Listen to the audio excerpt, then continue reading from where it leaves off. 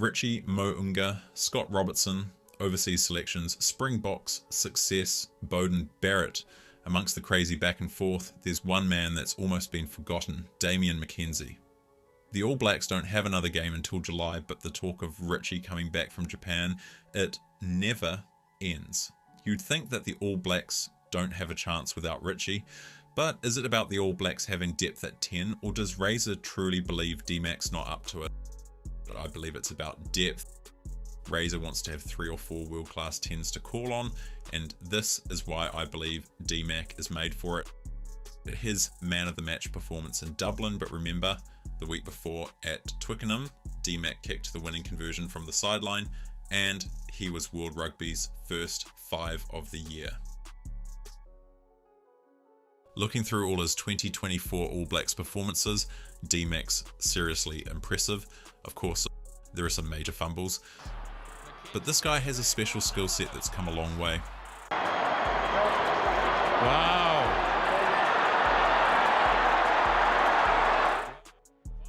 His sick counter-attacking and running is what he's famous for. But in 2024, his game management and passing pushed him to the top echelon of 10s in World Rugby. Angle finds a nice one too. He was looking for the 50-22. What we see now is a wildly dangerous 10. But where does it all start? D-Mac's running game. The Boks do a great job of having someone just as fast ready to smother D-Mac, but D-Mac wisely bides his time. He picks the perfect moment to run, then bang, All Black line break. For McKenzie, runs at the half gap, Barrett over the top for Kane. D-Mac's first preference is to get the ball well before the line. The All Blacks attacking sets suit him perfectly, but the rushing D-Mac has several counters. Here, Ox does a great job of smashing D-Mac, but D-Mac has great body control and not only decelerates perfectly, but turns left and delivers the safe short pass, all while avoiding serious damage from the big prop who has 40 kgs on him.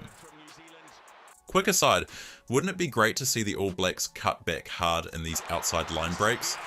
They're fully covered by this sliding D, but like the Peter Lakai try in Paris, we saw what happens when they change angles against sliding, scrambling D and the power and speed in the tackle of our best runners. Penalty advantage to New Zealand. Out the back from Sam. Penalty. Back to D-Mac's sick body control here. The All Blacks have an overlap and penalty advantage. One of the awesome features of D-Mac's passing is when he wants to plant his foot to throw a quick pass, usually a cutout ball, but keep showing the picture to the D that he's going to run. He does this little hop in the air, plants his foot on a dime, then bang. In the blink of an eye, the All Blacks have outflanked the Boks. Severe. McKenzie into the line, gets away from Ballard. Severe. The result when D-Mac gets early ball when he wants, crazy line breaks like this.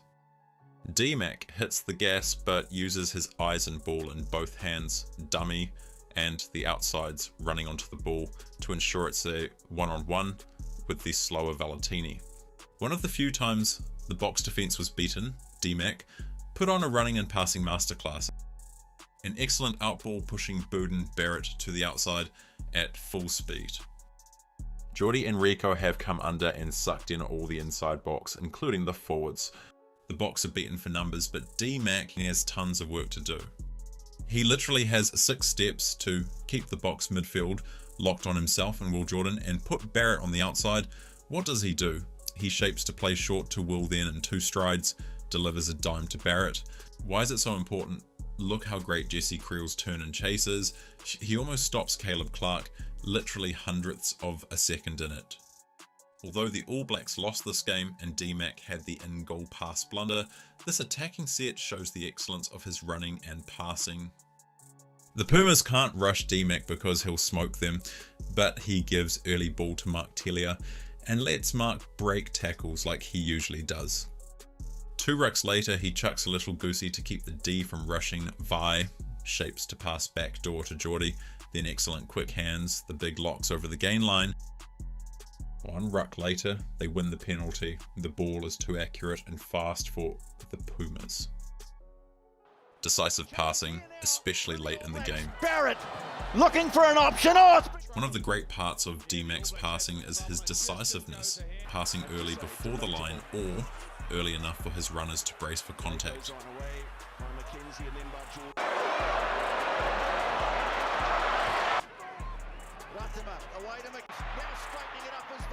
Here, it's 3-on-2.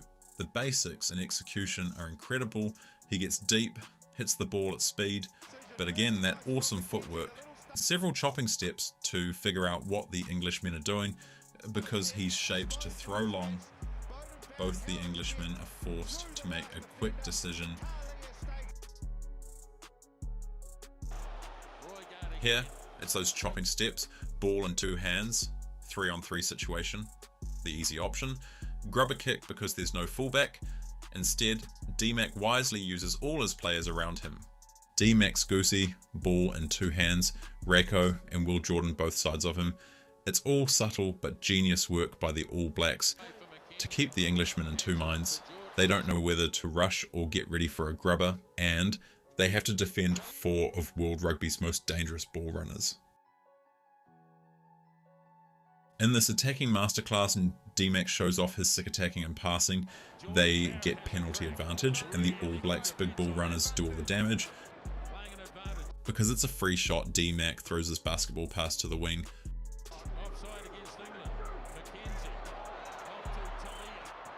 D-Mac's constantly organising teammates and looking up for holes in the backfield. Again, that hitch/Goosey keeps the defenders at home, but the pass allows Scott Barrett to run hard underline and brace for contact. 2 rucks later, he hilariously makes the England winger jump, then throws a bullet across his face. When they swing it back open, it's formidable. All Black runners Mark Tellier and Rieko Ioane against the England halfback and tight forwards. D-Mac plants his foot, and within a 2 seconds the ABs have the match up they want. England do an incredible job of killing the overlap, with D-Mac swinging all the way around. D-Mac here signals to everyone outside him he wants the crossfield kick. For a guy that gets so much criticism for not being a world-class centre, Rieko Ioane is incredible off the ball for the All Blacks. He buys D-Mac time by running a hard unders line, then great kick protection.